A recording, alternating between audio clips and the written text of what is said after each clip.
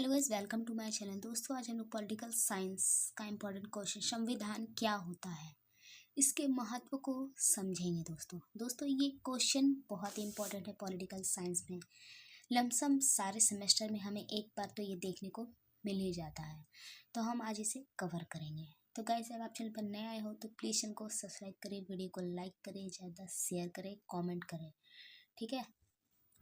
तो पहले जानते हैं, संविधान किसी देश का सबसे बड़ा और सर्वोच्च कानून होता है, ठीक है। इसके हिसाब से ही कानून चलता है और सारी गतिविधियां भी चलती है, ठीक है। सरकार भी चलती है और हम आम नागरिक भी इसके हिसाब से ही चलते हैं, ठीक है। इसके अनुसार यह एक ऐसी लिखित या अलिखित दस्तावेज होता है। कहीं पर संविधान लिखित होता है और कहीं पर अलिखित। हमारे भारत का संविधान लिखित दस्तावेज संविधान है, ठीक है, जिसमें देश का शासन चलाने के नियम होते हैं। किसमें? संविधान में देश के शासन चलाने के नियम होते हैं, कानून होते हैं, नागरिक के अधिकार होते हैं, हमारे और आपके अधिकार होते हैं, और कर्तव्यों तथा सरकार की शक्ति, पावर ऑफ गवर्नमेंट, ठीक है, और सीमाएं, उसकी लिमिटेशन क्या है, ठीक है, सरकार की निर्धारित की जाती है संविधान में। ओके, सरल शब्दों में यानी आसान शब्दों में कहा जाए तो संविधान देश को चलाने का नियम वाला पुस्तक है, ठीक है। भारत का संविधान दुनिया का सबसे बड़ा लिखित दस्तावेज संविधान है, जो कि 26 जनवरी 1950 में लागू हुआ था, ठीक है। संविधान किसी भी देश की रीढ़ होता है, रीढ़ यानी बैकबोन, ठीक है। इसके बिना देश नहीं चल सकता, ठीक है, होता है। इसके बिना देश का संचालन यानी चलना अनिश्चित है, ठीक है, संभव नहीं होता। यह न केवल सरकार को नियंत्रित करता है बल्कि हम आम नागरिकों के अधिकारों की रक्षा भी करता है। इसलिए हर नागरिक के लिए संविधान को समझना, ठीक है, हमें और आपको संविधान को समझना चाहिए और उसके कानूनों को पालन करना चाहिए, ठीक है। कानूनों को पालन करना बहुत ज़रूरी होता है। इसके बाद जानते हैं संविधान की परिभाषा। संविधान वह मूल कानून है, वह बेसिक कानून है जो कि यह तय करता है कि देश में शासन कैसे चलेगा, ठीक है। उसके बाद सरकार की शक्ति क्या होगी, ठीक है, सरकार का पावर्स क्या होगा, नागरिकों का अधिकार, हमारे और आपका अधिकार क्या होगा, क्या मिलेगा, ठीक है। राज्य और नागरिकों के बीच संबंध कैसा होगा, ठीक है। उसके बाद भारत संविधान का दुनिया का सबसे बड़ा संविधान है, ठीक है, लिखित संविधान है, जो कि 26 जनवरी 1950 में लागू हुआ था। उसके बाद हम लोग पॉइंट के थ्रू समझेंगे संविधान के बारे में, ठीक है। देश में कानून और व्यवस्था। संविधान के बिना देश में अराजकता यानी क्रांति, आक्रोश फैल सकती है। क्योंकि सब अपने मन का करेगा, ठीक है। छोटे जाति बड़े जाति का भेदभाव होगा, ठीक है, लेकिन ये संविधान नहीं कहता है। और कोई अपने मर्जी से कार्य नहीं कर पाएगा।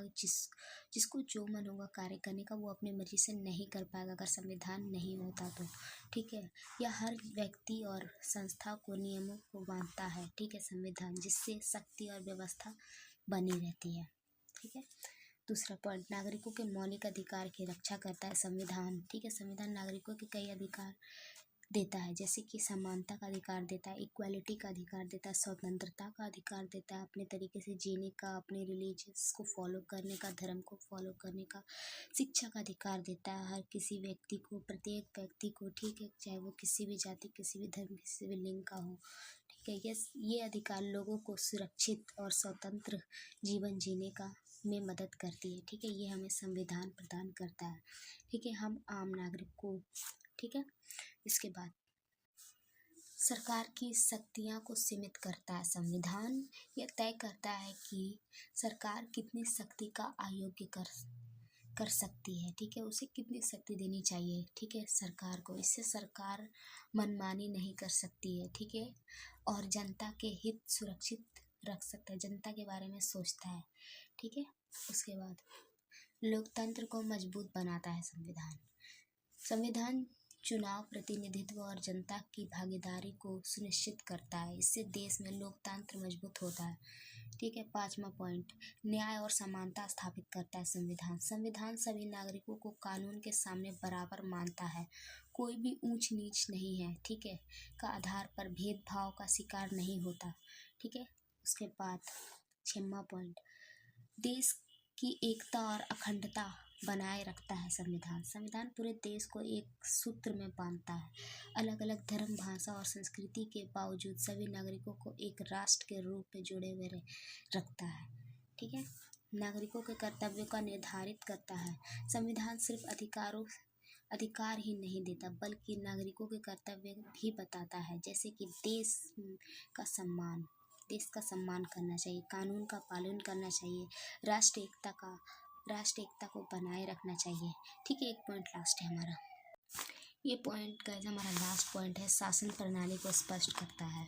यह बताता है कि देश में किस प्रकार की सरकार होगी, जैसे कि लोकतांत्रिक, गणतांत्रिक और तीनों अंग, विधायिका, कार्यपालिका और न्यायपालिका कैसे काम करेगी, संविधान बताता है।